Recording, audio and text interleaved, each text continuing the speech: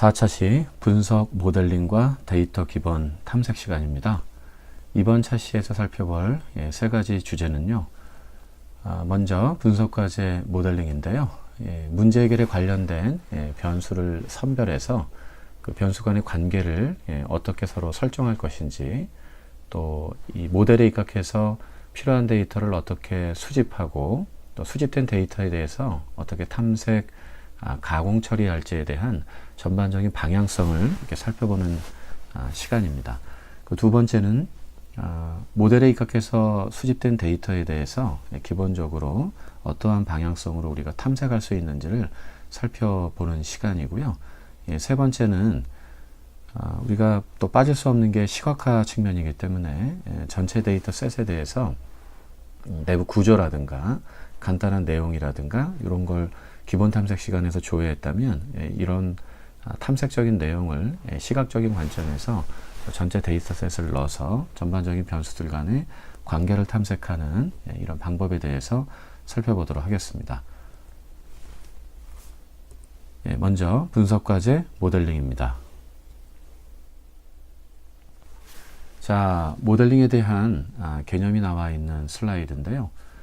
모델링이나 문제 해결에 관련된 이 변수를 선별한다는 이야기가 있고요. 또 그들 간의 관계를 설정하는 내용을 우리가 이제 모델, 또 모델 모형화 작업이라고 볼 수가 있겠습니다.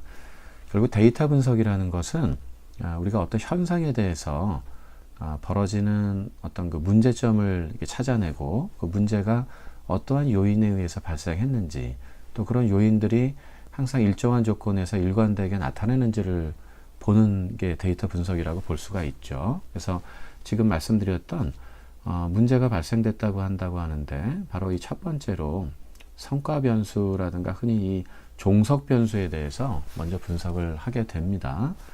분석을 하는 궁극적인 이유라든가 목표에 해당된다고 하는데요. 매출액이 떨어졌다, 매출액이 올라갔다 하는 그런 중요하게 관리하는 문제를 일으키는 어떠한 중요 변수가 있을 겁니다. 그래서 그걸 우리가 궁극적인 목표 변수로서, 종속 변수로서 설정을 하게 되죠.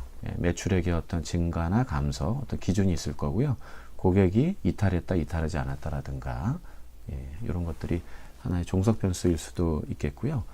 또 이 종속 변수에 영향을 미치는 어떤 그 영향 변수라든가 투입 변수라든가 독립 변수적인 이런 요소들이 바로 두 번째 중요하게 우리가 고려해야 될 변수입니다.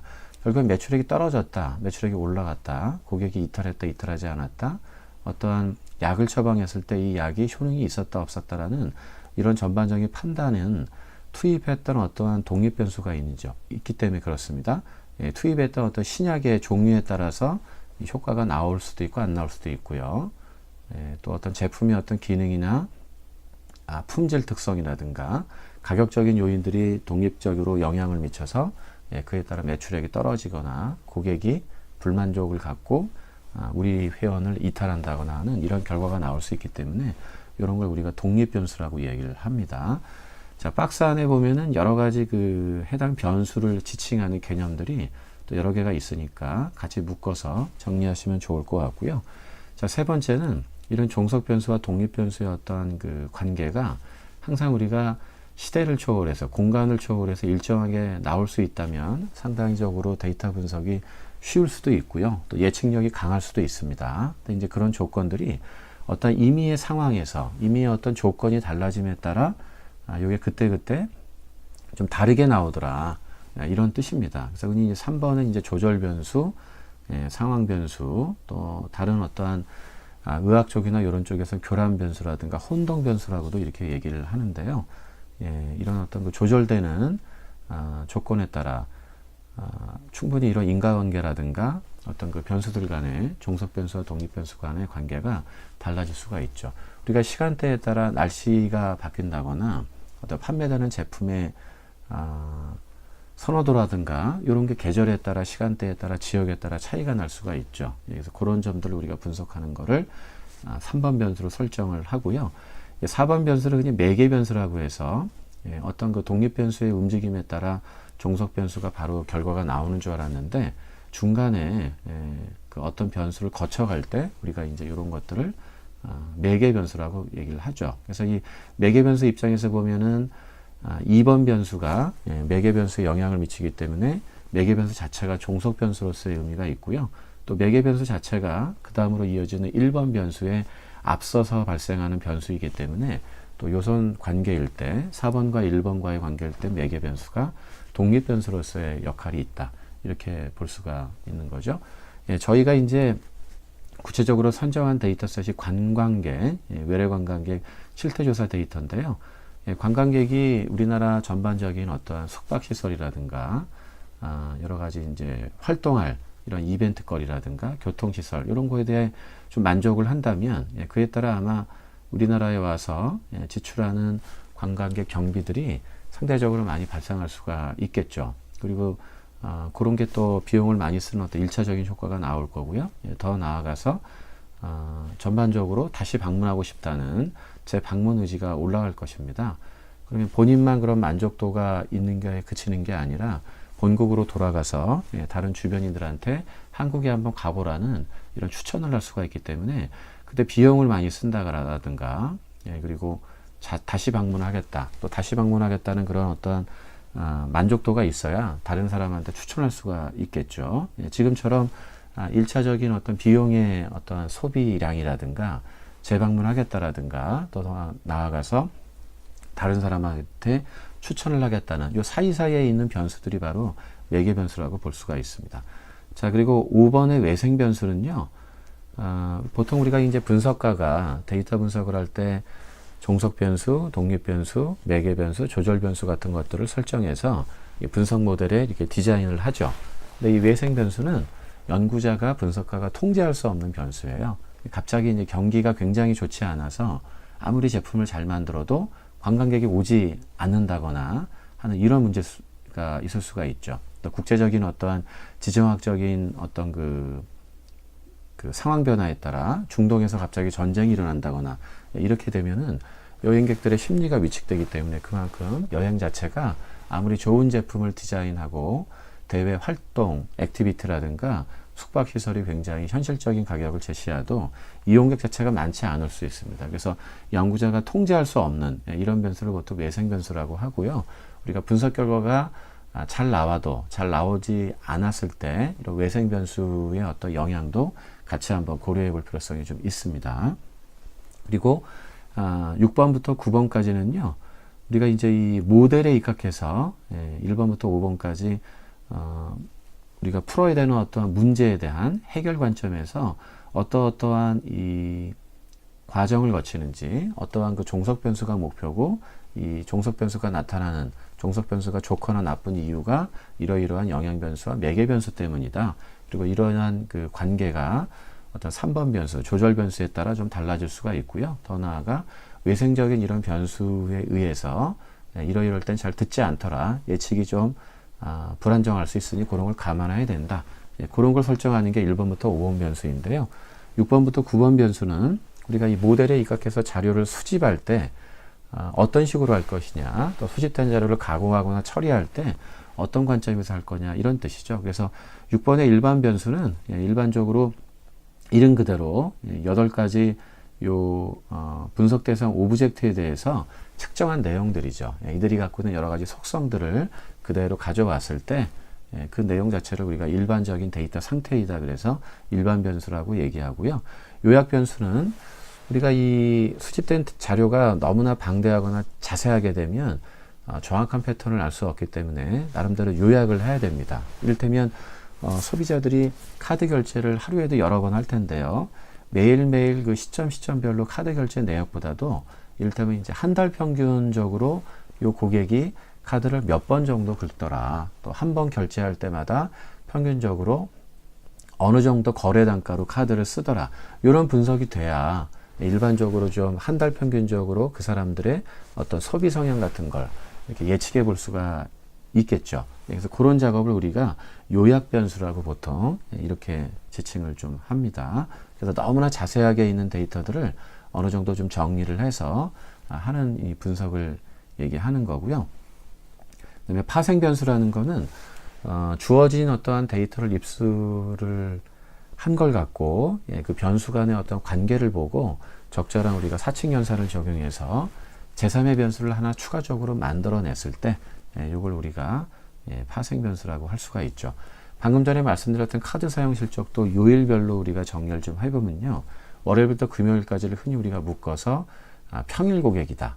또 토요일과 일요일을 묶어서 저희가 주말 고객이라는 새로운 어떠한 고객의 어떠한 그 분류 기준 같은 거를 이렇게 만들어낼 수가 있습니다.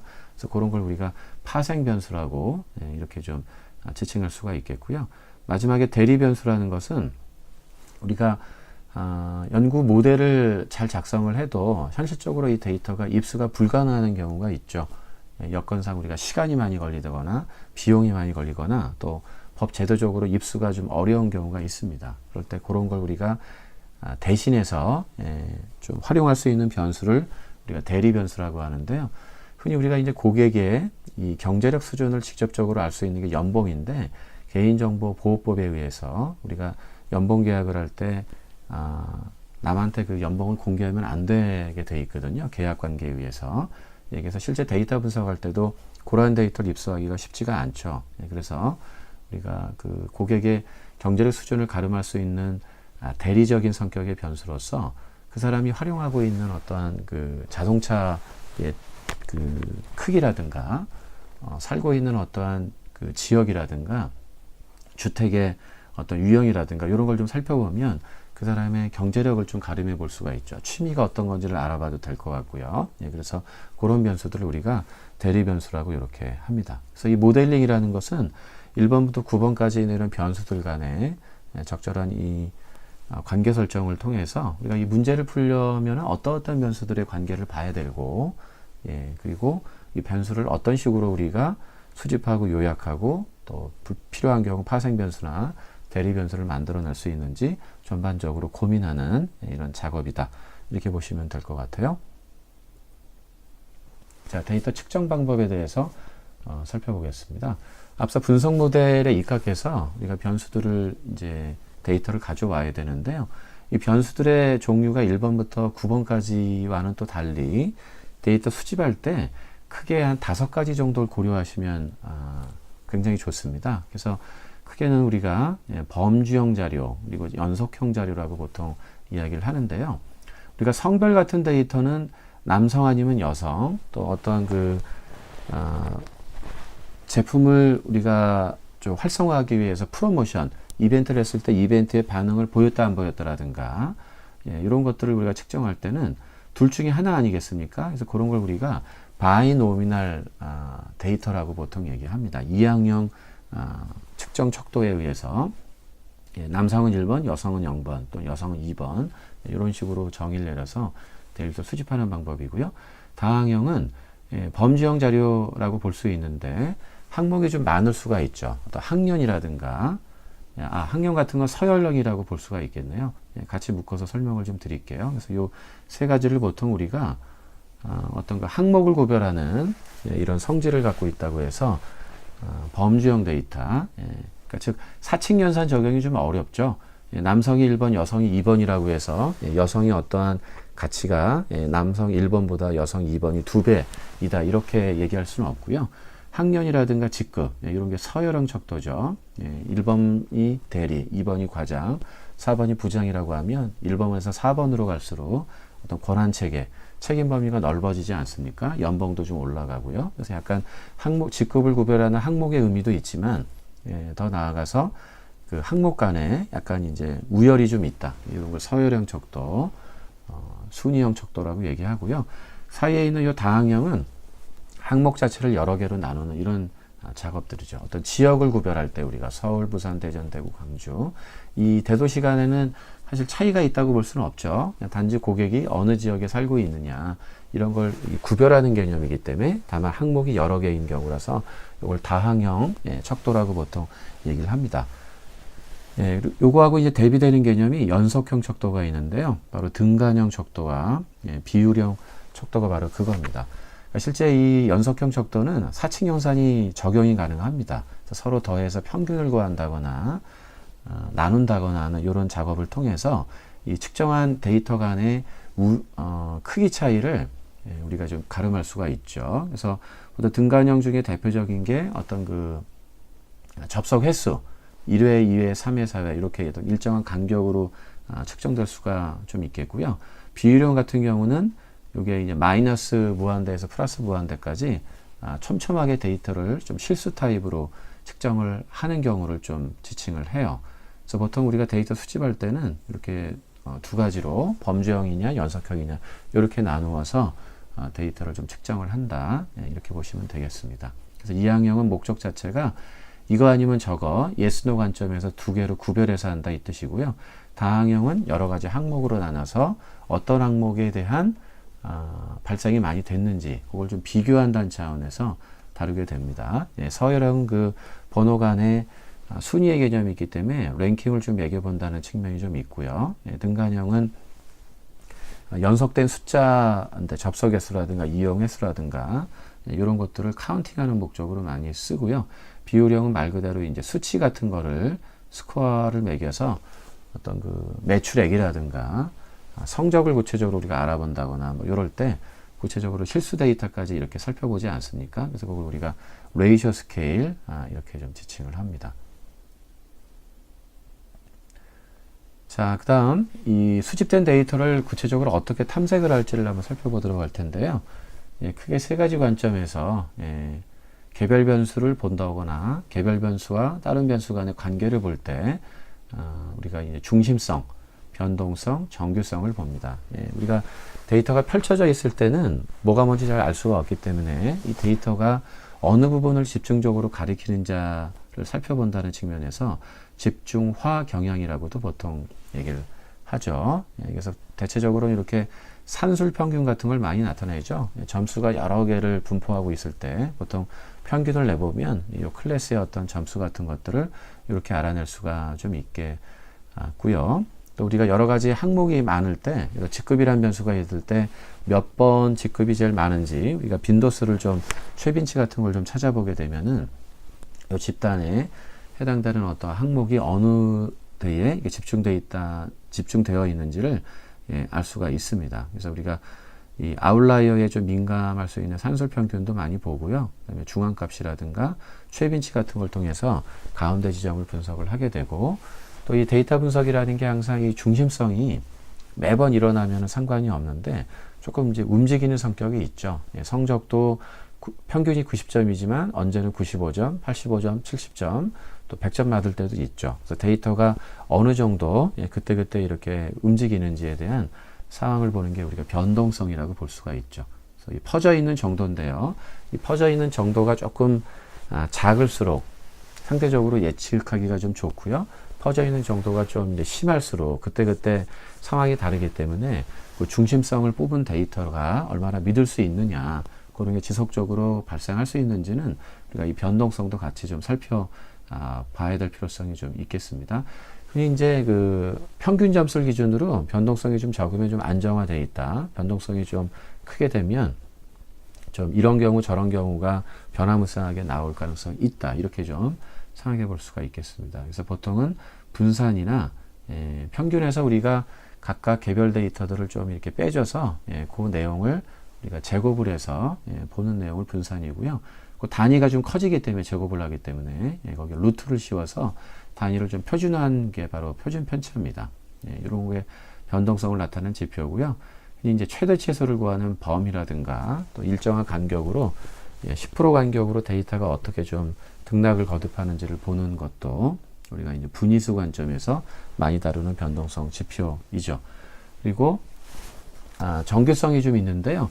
보통 우리가 이제 데이터 분포를 이렇게 종 모양을 가진 이런 분포 모양을 할 때 정규 분포라고 보통 얘기를 하죠. 그래서 가운데 부분의 데이터가 상대적으로 평균 중심으로 어떤 일정 범위 내에서 많이 몰려 있고 양극적으로 갈수록 발생하는 데이터가 조금 희박한 경우를 얘기를 합니다. 그만큼 이 지구상에 발생하는 모든 그 8가지 객체, 고객, 제품, 채널, 날씨 뭐 이런 거를 지칭하는 건데요. 시간, 공간 이런 데이터를 측정하더라도 보통 이제 가운데 중심으로 뚜렷한 패턴이 있고 요거 중심으로 어떠한 그 변화성이 좀 있다. 이렇게 데이터가 수집되는 게 일반적이고요.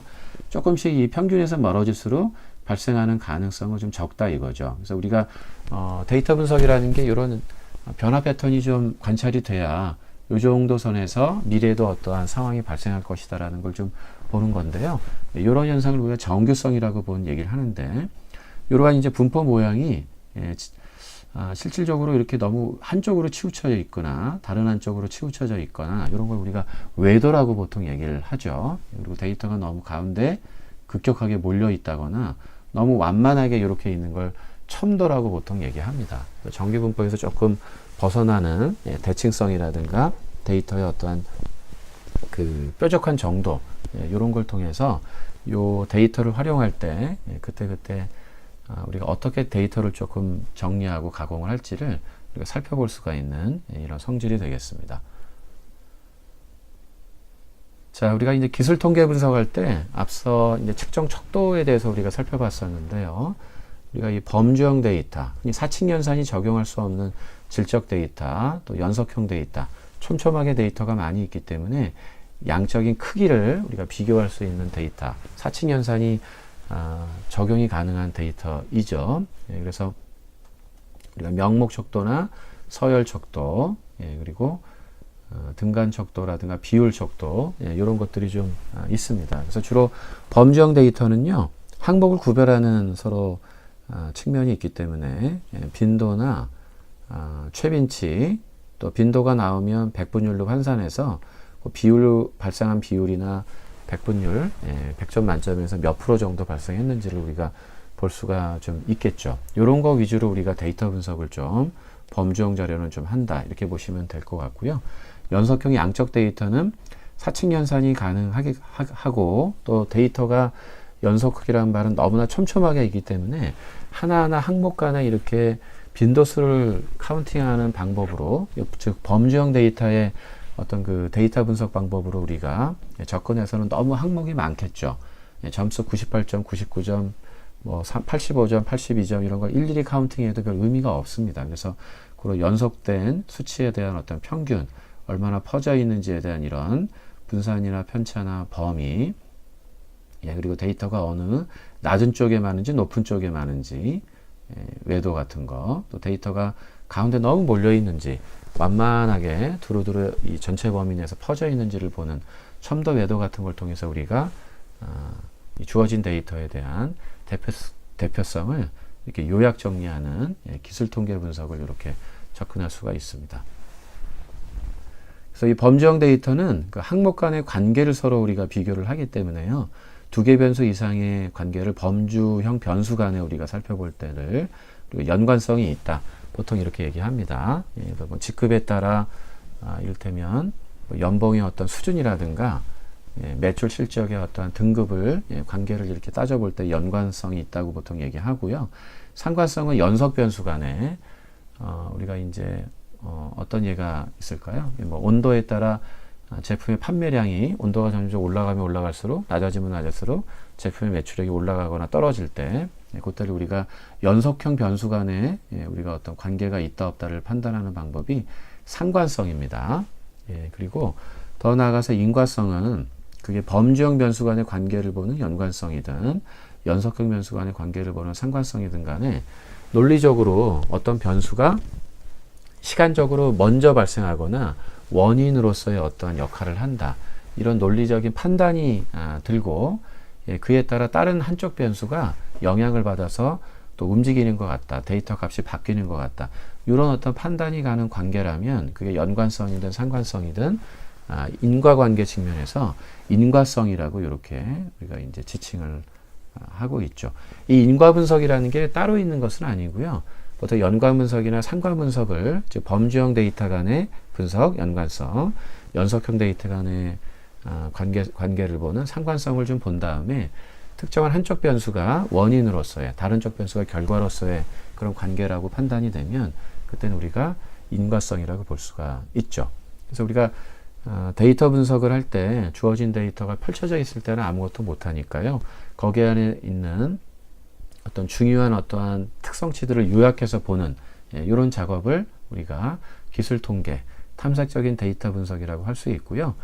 이 방법은 입수한 데이터가 범주형 자료냐 연속형 자료인지에 따라서 집중해서 봐야 되는 어떠한 그 정리, 그 패턴이 좀 다르다. 또 이 변수 간의 관계도 범주형은 연관성, 연속형은 상관성, 여기에 원인과 결과로서의 관계가 있다면 인과성이라는 이런 관계까지도 한번 살펴보는 게 기술 통계 분석이다. 이렇게 보시면 되겠습니다. 자, 분석 대상 그 주제 선정을 실질적으로 저희가 선정을 해서 이어지는 13차시까지 쭉 진행을 좀 해볼 텐데요. 출처는 그 관광 데이터를 저희가 해당 기관에 가서 좀 매년 그 조사 데이터 중에서 일부 데이터를 좀 발췌를 해가지고 가공 처리한 내용을 가지고 우리가 한번 다뤄보도록 할 텐데요. 외래 관광객 실태 조사입니다.